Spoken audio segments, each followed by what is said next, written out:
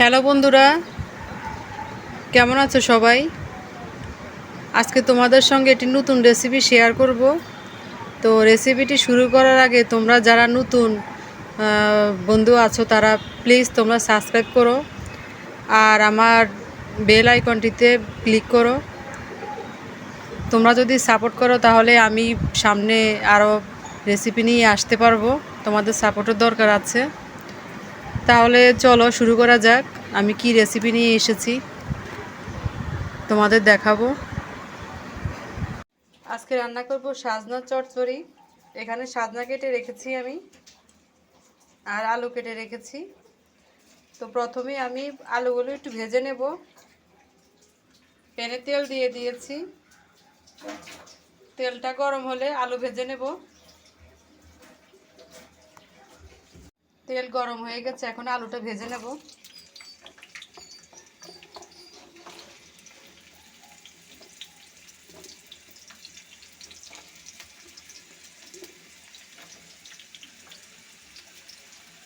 একটু লবণ দিয়ে দিচ্ছি।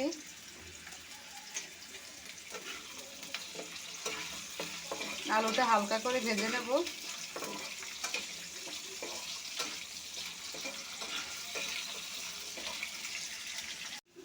আলুটা ভাজা হয়ে গেছে, এখন নামিয়ে নেব।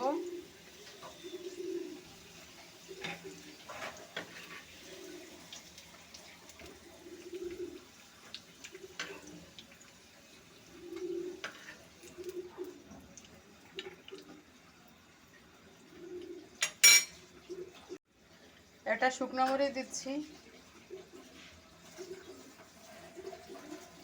আর দেবো কালি জিরা।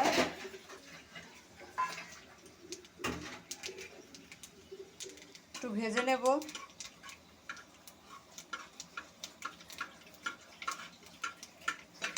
সাজনাগুলো দিয়ে দেবো এখন।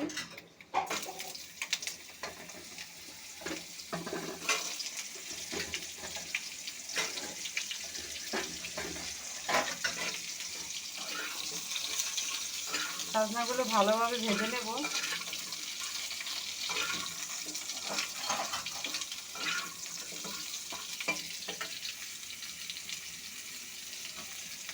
লবণ দিয়ে দিচ্ছি।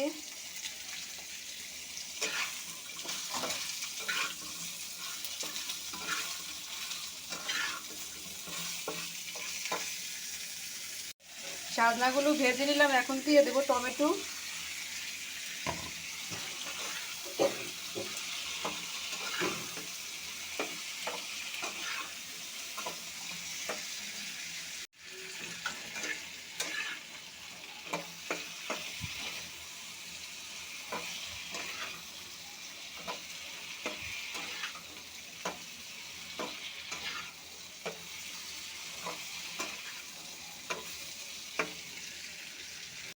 এখানে শুধু লবণ আর হলুদের গুঁড়ো দিয়েছি।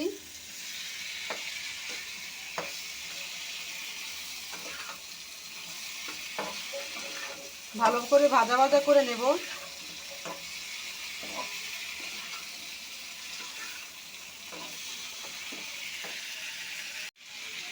ভাজা ভাজা হয়ে গেছে, এখন জল দিয়ে দেব।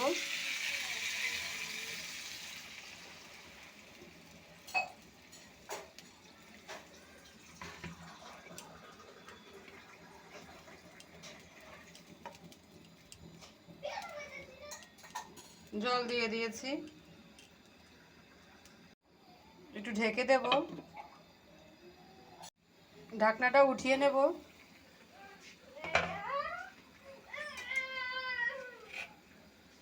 ভাজা আলুগুলো দিয়ে দেব।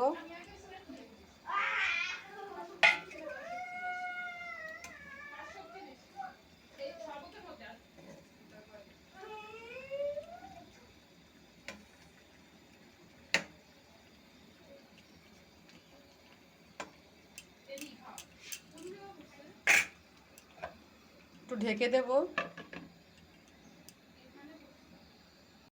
ঢাকনাটা উঠিয়ে নেব।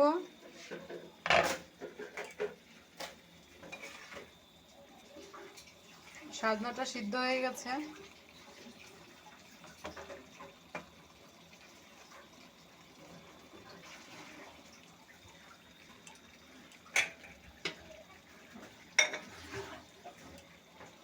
সরিষা মরিচ দিয়ে বেটে রেখেছিলাম, এখন দিয়ে দেব।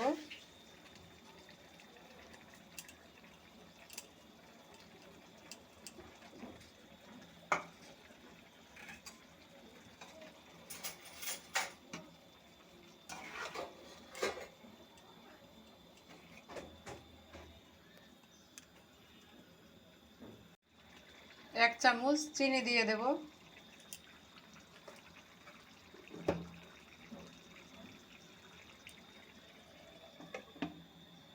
একটু ঢেকে দেব 2 মিনিটের জন্য। ঢাকনিটা উঠিয়ে নেব। দেখো হয়ে গেছে। আমি একটু সরিষার তেল দিয়ে দেব উপরে।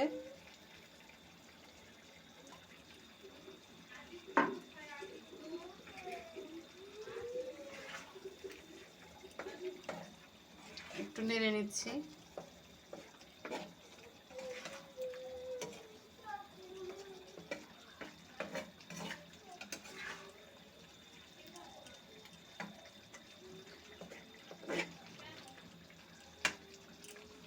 হয়ে গেছে, এখন নামিয়ে নেব।